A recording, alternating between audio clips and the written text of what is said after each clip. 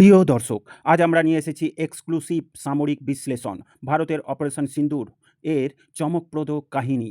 কিভাবে ভারতীয় বায়ুসেনা S-400 air defence system, BrahMos cruise missile, Akashteer air defence system ব্যবহার করে পাকিস্তানের বিমান ঘাঁটি এবং রাডার নেটওয়ার্ক একের পর এক সুনির্দিষ্ট হামলা চালালো এবং কিভাবে এই ঘটনা বদলে গেল ভারত পাকিস্তানের শক্তির ভারসাম্য।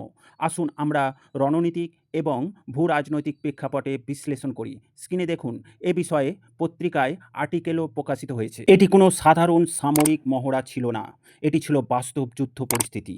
IAF একযোগে একাধিক পাকিস্তানি ঘাঁটিতে আঘাত হানে। সেইগুলি হলো রহিমার, সারগোদা, খান airbase, Chaklala airbase, Rafiq airbase, জ্যাকবাবাদ, সুখুর airbase, মুরিদ এয়ারবেস ও ভোলারি এয়ারবেস। এই সমস্ত এয়ারবেসের রানওয়ে ধ্বংস করে উড়োজাহাজ ওঠানামা বন্ধ করা হয় এবং রোহিয়ার খান এয়ারবেস এখনও 3 মাস পরেও অচল অবস্থায় আছে। ভারতীয় বিমান বাহিনীর প্রধান air chief marshal AP Singh জানিয়েছেন, অপারেশন চলাকালে S-400 দিয়ে 300 কিমি দূরে একটি পাকিস্তানি উচ্চ মূল্যের বিমান ধ্বংস করা হয়। সম্ভবত এটা হতে পারে ওয়াক সার্ভেলান্স এয়ারক্রাফট। ছাড়াও ইলেকট্রনিক কনফার্মেশনের মাধ্যমে 5টি পাকিস্তানি ফাইটার জেট ধ্বংস হয়, যাদের রাডার ফ্রিক আকাশ থেকে মিলিয়ে যায়। ভারতের জোরদার আক্রমণে পাকিস্তানে UAV হাঙ্গার সুখুর এয়ারবেসে অবস্থিত ছিল। ওয়াক সার্ভেলান্স এয়ারক্রাফটের হাঙ্গার ভোলারি এয়ারবেসে অবস্থিত ছিল। এছাড়া F-16 এয়ারক্রাফটের হাঙ্গার জ্যাকবাবাদে অবস্থিত ছিল। এই সব লক্ষ্য করে সুনির্দিষ্ট মিসাইল হামলা চালানো হয়। মিরাজ 2000 থেকে ব্রহ্মোস, ক্রিস্টাল মেজ 2, র্যাম্পেজ ও মিসাইল ব্যবহার করে ক্লাব স্ট্যান্ড আপ স্ট্রাইক করা হয়।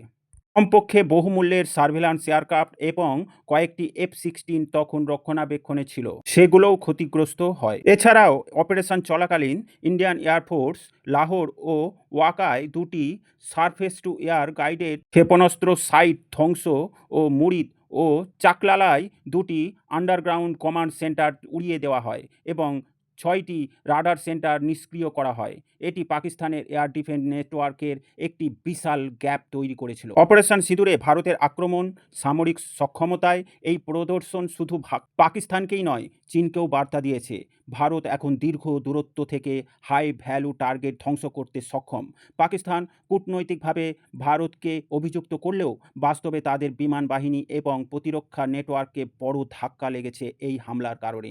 আন্তর্জাতিকভাবে মার্কিন যুক্তরাষ্ট্র, রাশিয়া এবং ইউরোপ নজর রাখছিল এই সংঘর্ষের দিকে, কারণ এটি ভবিষ্যৎ যুদ্ধ কৌশলকে প্রভাবিত করতে পারে। চীন আনুষ্ঠানিকভাবে নীরব থাকলেও অভ্যন্তরীণভাবে তারা ভারতীয় S-400 ক্ষমতা এবং ব্রহ্মোসের স্ট্যান্ড অফ স্ট্রাইক সক্ষমতা এবং আকাশ তীরের এয়ার ডিফেন্স সিস্টেমের নিখুঁত গাইডেন্স নতুন করে সামরিক বিশ্লেষণ শুরু করেছে চীন, কারণ এই ধরনের অপারেশন ভবিষ্যতে পূর্ব লাদাখ বা ভারত চীন সীমান্তেও প্রয়োগ করতে পারে। বিশ্বের বিভিন্ন সামরিক বিশ্লেষণ মনে করছেন এটি 21 শতকের অন্যতম বড় আঞ্চলিক wire two ground combat operation.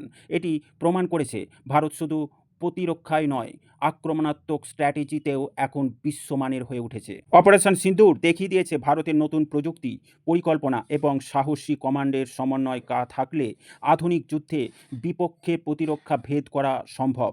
S-400 থেকে BrahMos missile, Akashteer air defence system, ভারতীয় অস্ত্র ভাণ্ডারের এই সমন্বয় দক্ষিণ এশিয়ার শক্তির সমীকরণ পাল্টে দিয়েছে। প্রিয় দর্শক, আপনার মতে এই ধরনের দূরপাল্লার সুনির্দিষ্ট হামলা ভবিষ্যতে ভারত পাক ও ভারত চীন সংঘর্ষে কতটা প্রভাব ফেলতে পারে অবশ্যই কমেন্টের মাধ্যমে জানাবেন। ভিডিও ভালো লাগলে লাইক করবেন এবং শেয়ার করবেন। ডিফেন্স, ফরেন পলিসি ও জিও পলিটিক্স রিলেটেড খবর পেতে এই গ্লোবাল নলেজ বাংলা চ্যানেলটিকে সাবস্ক্রাইব করে পাশে থাকুন। সকলকে জানাই আন্তরিক ধন্যবাদ।